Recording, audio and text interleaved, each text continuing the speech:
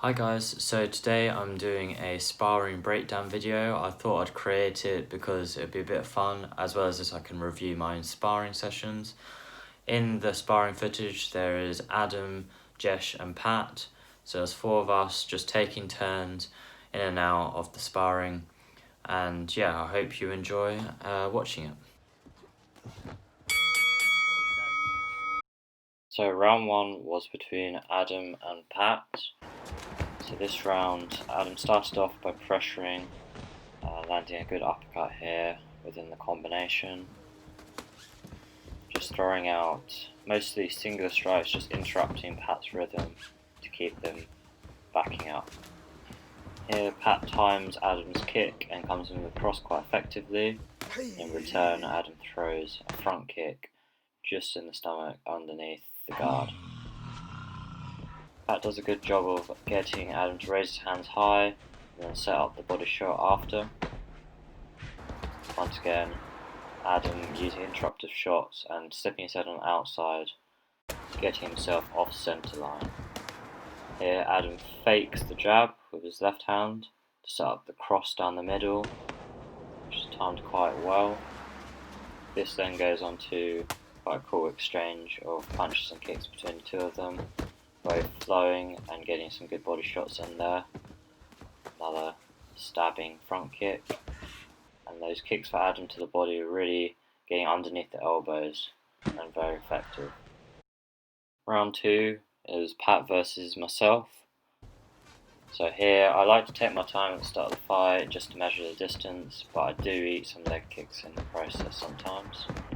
Here Pat times one of my kicks and throws an overhand nice and gently. So I continue to throw various kicks in there just to keep distance, knowing that I've got a slightly longer reach, and using that front hand to distract. Here I decide to swap stances, not only to change the angle, but also to get around to the outside and cover the distance. Then I recognise the kick and throw the cross at the same time as I catch. Once again, measuring the distance, especially in opposite stances, the lead hand is often the one, but I do eat a leg kick once again, standing in front, not checking, moving out of the way. Get one back, decide to go a bit low on the leg to cause for more sweep effect. Here, lucky I didn't get clipped here, just about got under, but Pat did quite a good job adjusting it to a hook instead of a cross. There I block, and then I use the jab to line up my cross from southpaw and get good distance on this. And finally using the pivot action to get off the cage. Third round is Jesh versus myself. Here you can see that Jesh is closing the distance and trying to make a good job of pressuring me back. I measure the distance and then I realise that here there's a space for a hook as Jesh goes wide. Another exchange between us two, managed to cover the kick, but Jesh once again breaks distance, comes forwards. So this is just a hook away technique for the push kick. So Jesh feints the push kick himself and then uses that to close distance. Once again I'm looking to control the distance and the timing of the fight, using some feints and cutting off the octagon to make it hard to get away, looking for openings and trying to create dead space. Here Jesh comes in, I managed to land a kick, but Jesh did close distance and land a couple punches after.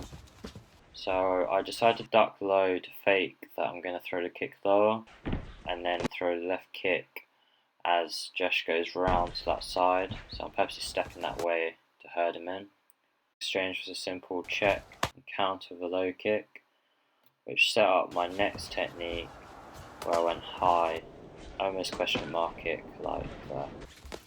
Here Jesh landed a couple of punches, unfortunately they were off camera, maybe fortunately for me. Once again I use that lead hand in southpaw to measure distance and then tap that jab in, which interrupts Jesh's entry, but he did land a good cross over the top by switching stances. Round 4 was Adam versus myself. So here we're using some kicks and Adam's exploiting the fact that my leg is open here. So measuring distance, using fakes. Adam did a cool little spin there, which could have caught me out. Here I kick and then I switch back to southpaw to be able to cover back from distance, otherwise I would have been caught. Another low calf kick, using it sweep like to interrupt the opponent's ability to come forwards. And does a good job of using fakes there to get me to react, and once again landing that low kick as a result. However, I did manage to set up a body kick through throwing a high right hook into the kick. Here I used Pat's tactic of raising the guard high and then throwing a body shot underneath.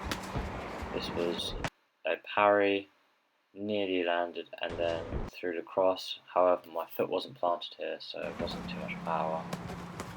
Cool little exchange between the two of us here, both landing strikes.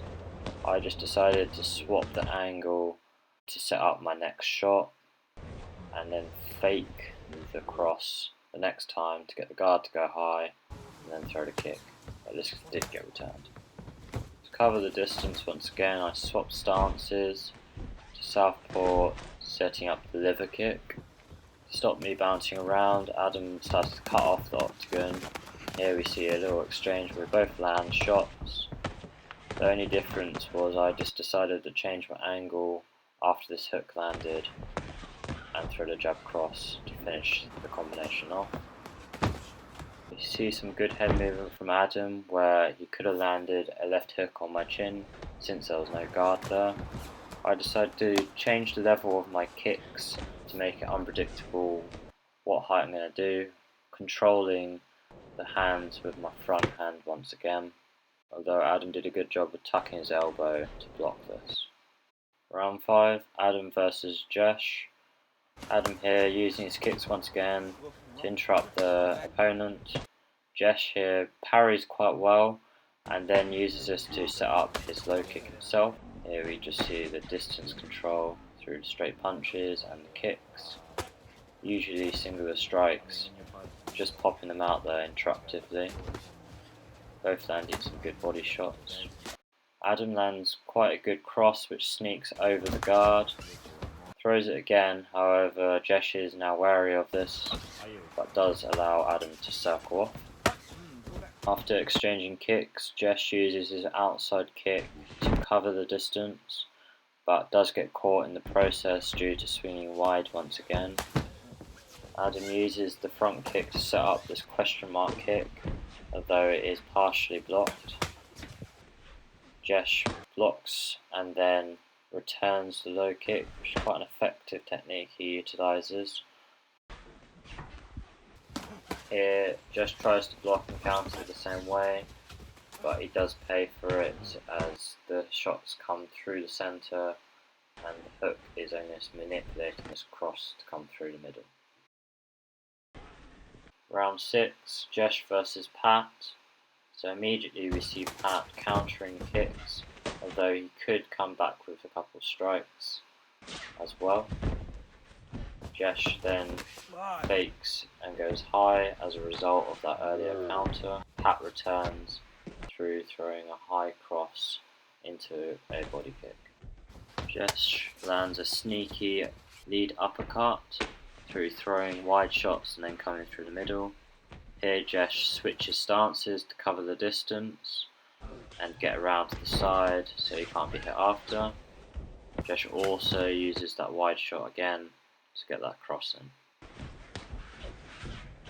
Thank you for watching. If you haven't already, please press that subscribe button. I would really appreciate it, as well as liking, sharing, commenting on my videos. If you have any requests for any certain kind of videos, please let me know. Hopefully see you guys soon. Have a good day.